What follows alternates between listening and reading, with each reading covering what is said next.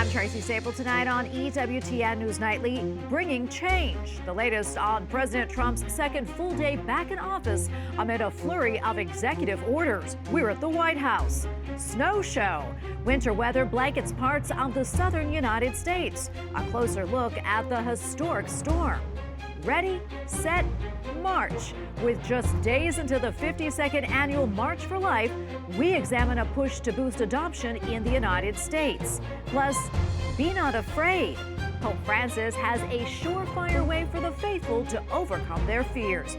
We'll explain these stories and more tonight. From EWTN, the Global Catholic Network, this is EWTN News Nightly. Thanks for being with us on the Feast of St. Vincent of Saragossa. Our top story tonight, another busy day for President Donald Trump on his second full day in office. He is taking action on immigration. And this day came with a DEI deadline. Catholic bishops are reacting to the president's moves as well. White House correspondent Owen Jensen reports. Owen. That's right, Tracy. Plenty going on here at the White House. President Trump's target DEI, diversity, equity, and inclusion. He's no fan of it, obviously. And at 5 p.m. Eastern time today, a deadline came and went. President Donald Trump's administration moves to do away with DEI in the federal government. The Office of Personnel Management directed agencies to place DEI office staffers on paid leave by 5 p.m. today and take down all public DEI-focused web pages by the same deadline. Opponents of dismantling DEI say Trump's move hurts the country and sets back progress made in fighting discrimination. But yesterday in the Roosevelt Room, Trump telling reporters, "We ended destructive DEI mandates across the federal government and returned our country to a merit-based system and a common sense system." In another move, the southern border. The Pentagon will begin deploying as many as 1,500 active duty troops to help secure it. Immigrants across the country have been anxious about Trump's pledge to deport millions of people. The U.S. Conference of Catholic Bishops weighing in on Trump's orders, writing, "Some provisions contained in the executive orders, such as those focused on the treatment of immigrants and refugees, foreign aid, expansion of the death penalty, and the environment, are deeply troubling and will have negative consequences, many of which will harm the most vulnerable among us. Other provisions in the executive orders can be seen in a more positive light, such as recognizing the truth about each human person as male or female." Meanwhile, President Trump is talking up a joint venture investing up to $500 billion for AI infrastructure. I was in the real estate business. These buildings, these are big, beautiful buildings. Are going to employ a lot of people. A new partnership formed by OpenAI, Oracle, and SoftBank, building out data centers and the electricity generation needed for further AI development. Together, these world-leading technology giants are announcing the formation of Stargate. So put that name down in your books, because I think you're going to hear a lot about it in the future. Also tonight, Ukraine. President Trump urging that it's time to make a deal and end the ridiculous war, otherwise threatening Russia with high levels of taxes, tariffs, and sanctions. At the White House, Owen Jensen, EWTN News Nightly. Well, as President Trump's immigration crackdown moves forward, a decade-old policy of prohibiting arrests at schools, hospitals, and churches is rolled back. It had been a long-standing practice to avoid these kinds of so-called sensitive areas. The administration says that it will not tie the hands of law enforcement, but will trust them to use common sense. All right, to talk more about this, let's bring in Carolina Rivera. She is with the Catholic Legal Immigration Network, also known as Clinic. Carolina, thanks for joining us. We appreciate it. As we just heard from Owen Jensen, the president of the USCCB, Archbishop Timothy Broglio, called many of President Trump's executive orders, including immigration, deeply troubling. How would these orders potentially have what the Archbishop calls negative consequences, many of which will harm the most vulnerable among us? Talk to us about that. Yes, of course. This policy will create an atmosphere of fear and distrust within the immigrant communities because of the policy targets schools, places of worship. People will be afraid to go to these places, and that has a ripple effect on other areas of the community as well as hospitals. This order will tackle it, so it will make it harder for people to seek care or seek care, either mental care or physical care in places of worship or hospitals as well. President Trump largely built his campaign around being tough on immigration, as we know. And now that some of these policies are taking effect, what are you seeing in particular? Yes, I've seen in the community a fear over what these policies are gonna entail for them. What do they mean to community members? What do they mean to the most vulnerable populations?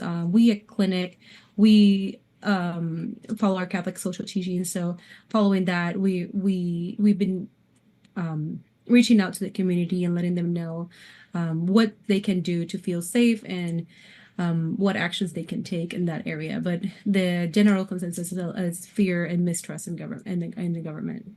Regarding arrests at churches and schools, a statement from the Department of Homeland Security said that criminals will no longer be able to hide in churches or schools.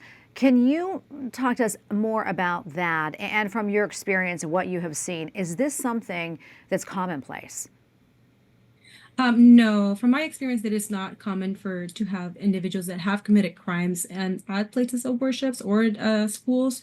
We have, like I said earlier, it is our vulnerable populations that are seeking services at the churches, at schools, and what this does is that, for example, parents are not going to be taking their children to school. They're going to be afraid to take their kids to school. So that creates a ripple effect, like I said, in the society. So we at Catholic Charities believe that sacred spaces like churches and schools should serve as sanctuaries of peace, not locations of enforcement.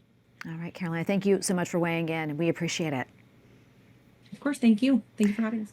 Oh, the Republican-controlled Congress is trying to get on the same legislative page with the new president. In particular, they want a strategy to move their agenda forward. Well, the priorities face stiff Democratic opposition in both the House and the Senate. So, what's the takeaway? Capitol Hill correspondent Eric Rosales joins us now with the latest. Eric. Good evening, Tracy. Republican congressional leaders sat down recently for the first time with President Trump. The GOP wants to pass a government funding bill beyond March 14th. They also want to secure a large-scale package for California's wildfires, raise the debt limit, and extend President Trump's 2017 tax cuts. This is a monumental task. House Speaker Mike Johnson says Republicans are still working on a final plan. Look, there's a lot of issues with reconciliation and government funding that we're working through. These are healthy family discussions, not just inside the House Republican Conference, but between the House and Senate Republicans. And that dialogue's going very well. Congressman Jason Smith, who is the chair of the Ways and Means Committee, is pushing to extend President Trump's tax cuts from his first administration as part of any deal. He wrote on X, quote, "Renewing the Trump tax cuts as soon as possible will create a new economic golden age in America."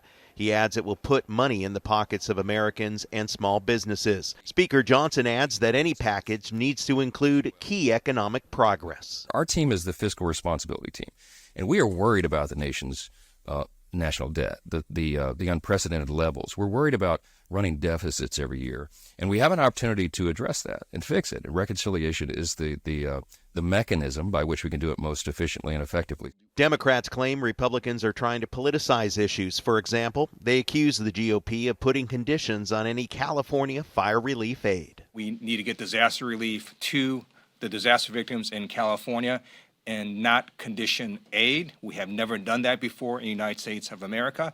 We should not be leveraging the pain and suffering of disaster victims to try to jam through political priorities. The problem is not Greenland. The problem is not the Gulf of Mexico and the need to rename it. And the problem is not the Panama Canal. It's making sure that the American dream is brought to life for everyone in this nation. Senate Republicans are still working on either one or two large bills that would need a simple majority to pass. Meanwhile, over in the House, Republicans will need almost every vote to get the package across the finish line. Again, the deadline to fund the government is March 14th. At the Capitol, Eric Rosales, EWTN News Nightly. Well, a once-in-a-generation snowstorm is blanketing the southern United States, hitting areas that have not seen snow in years. After breaking records in Texas and Louisiana, the storm moved across portions of the Florida Panhandle, Georgia, and the coastal Carolinas. New Orleans had not seen snow in more than a decade when Tuesday's snowfall brought, get this, 10 inches, while parts of Texas have 4 inches of snow. The storm led to states of emergency as well as widespread school cancellations. All right, now to Southern California, where the scene is much different as the weather conditions there are still threatening residents.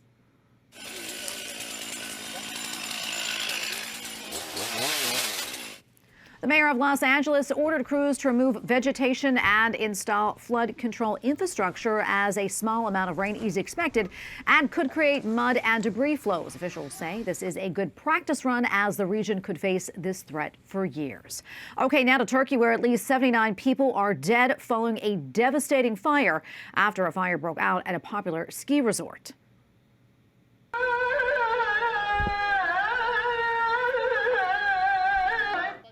Turkey's president attended one of the first funerals amid an official declaration of national mourning. Witnesses described a, quote, horrible experience, saying they were trying to calm down those trapped in the building, while many were trying to jump down to mattresses on the ground.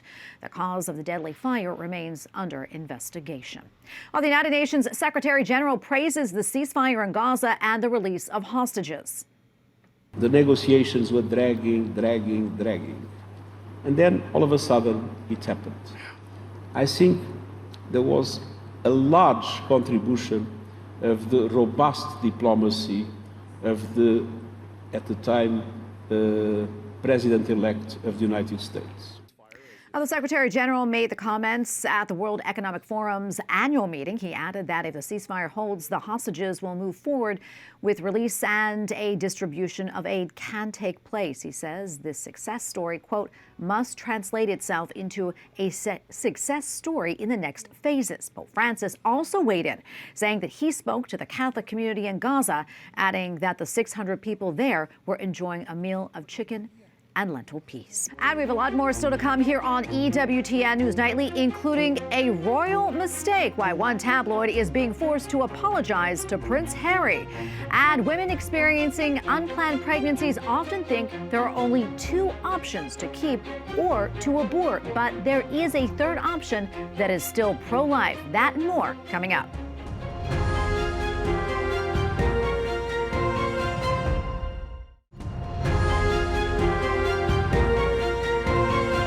Study finds that for the 3rd consecutive year, the population in China has fallen. The communist country is now facing both an aging population and a rising shortage of people of working age. China also is facing rising costs of living, which are prompting younger people to put off marriage. The population is 1.4 billion people. That is a decline of more than 1 million from 2023. Well, back here in the United States, lawmakers in the Democrat-led Virginia Senate passed an amendment to add abortion to the state constitution. Republicans largely oppose the measure and are set to use the fight for the unborn in statewide elections later this year. And we here are gearing up for the March for Life this Friday. And today we are taking a look at an option not always considered by women who have unplanned pregnancies. We are talking about adoption. In fact, the U.S. Conference of Catholic Bishops applauds and encourages adoption, saying in part when a child is abandoned, orphaned, or born to parents who decide that they are unable to make and fulfill a promise to God about the care of the child, adoption can be the best alternative. And joining us now to talk more about this is Terri Marcroft. She is the founder of Unplanned Good, an organization spreading awareness about adoption and promoting it as a viable option to women dealing with unplanned pregnancies. Terri, great to see you again. A lot to talk to you about. But first, for those who may not be familiar with Unplanned Good, tell us more about it and remind us why you started the organization. Sure. Unplanned Good, our mission is to let people know more about modern adoption now, how it works these days, because it's changed so much in the last 20 years and it's become healthier, and happier, more transparency, less secrets. So it's just better all the way around now, our standard practices in the US. So since people don't know about that, they can't advocate for it. And so we want people to understand what adoption looks like these days and how many of the decisions are up to the woman facing the unplanned pregnancy. That's really a key part of it. And the reason I got involved in this is because my husband and I were so blessed to be able to adopt our daughter at birth. And that was 25 years ago. So for a while, I was busy raising her and then got busy with this as soon as she finished college. Yeah, so you know all about firsthand the gift of adoption. Terri, when you talk to these women who are in crisis pregnancies, what do they typically tell you? You know, in particular, maybe why they're considering an abortion. There are lots of reasons that they don't believe they can parent right now. So they may not have a partner, they may not have an income or a degree, or many reasons they're not in the ideal setting to parent. But that's one of the reasons we want to draw a distinction between the parenting decision and completing the pregnancy. Because with open adoption now and the beauty of adoption, you could actually explain that it's possible to complete the pregnancy and then choose parents. You don't actually have to be the parent. Yeah, and when you talk more about that with adoption with them, I mean, what's been their reaction? Well, it's confusing at first because there's a lot of misconceptions. People confuse adoption with foster care, but certainly across the board, people don't know much about adoption. So as soon as we say, you know, you could be in the driver's seat with this. You could choose parents. You could choose race, religion, age, location. You could choose a stay-at-home mom or a career mom. It's all up to you. And when young women find that out, the whole idea of choosing adoption is more attractive. And it's also, I would say, empowering, because they can make so many of those decisions. Yeah, and I know that you're also really working hard to pass adoption legislation in several states. What more can you tell us about this and the nature of those bills? Well, the first round of legislation, which was in the beautiful state of Idaho last year, we passed an adoption education bill, which brings adoption information into the health ed classes, the sex ed classes, because they're already talking about contraception and STDs and everything related. Now, Idaho schools will be talking about adoption, and they'll be explaining modern adoption. That means that women will no longer be choosing between abortion and single parenting just because they don't know that there's another option. So that was very exciting that Idaho passed that last year. And then three other states are following suit now in the new session of 2025. It's the same education bill is being introduced in California, Oregon, and New Hampshire this month. And so we consider that to be very exciting. Yeah, it definitely is. Before I let you go, Terri, you know, what would you like to say to a woman who may be watching right now who's facing an unplanned pregnancy, or maybe, you know, someone who knows somebody who's in that situation? What would you tell them about adoption? We're all empowered to suggest it and to encourage it. And so for anyone who's a grandparent or an aunt or an uncle or a teacher, they're all empowered to suggest it. For the woman, I would like her to know, read some stories about women who've chosen adoption and see how they feel about it 5 or 10 or 20 years later. They're proud of themselves because they've created a new family, and that's a great feeling. Absolutely. Always choosing life is great. Terri, thank you so much, and God bless you. Thank you, Tracy. And you can join us for all-day live coverage of the March for Life. We have reporters on the ground, special guests, and special reports from 9:30 to 4 p.m. You do not want to miss it. Up next on EWTN News Nightly, a helpful reminder from the Holy Father, the special gift he says God gives us and what it means for our culture. Plus, an epic battle unfolds between a priest and 3 nuns. That and more up next.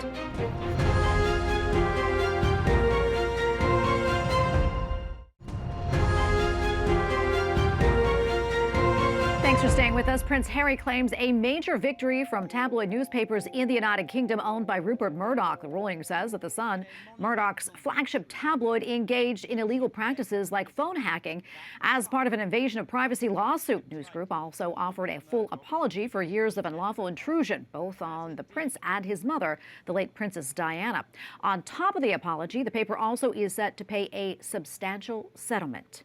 While the U.S. Bishops' Conference says that policies related to immigration, gender ideology, and abortion are among top religious liberty concerns heading into 2025. In the foreword to the annual report on religious liberty, Bishop Kevin Rhodes highlights the importance of these issues, saying in part, quote, "We can become anxious that our unpopular positions on issues such as the dignity of all human life and the nature of marriage and the human person require us to compromise our integrity in order to secure political victories." This Jubilee year offers us a chance to reflect on the necessity of patience and long-suffering in our work to bear witness to the truth.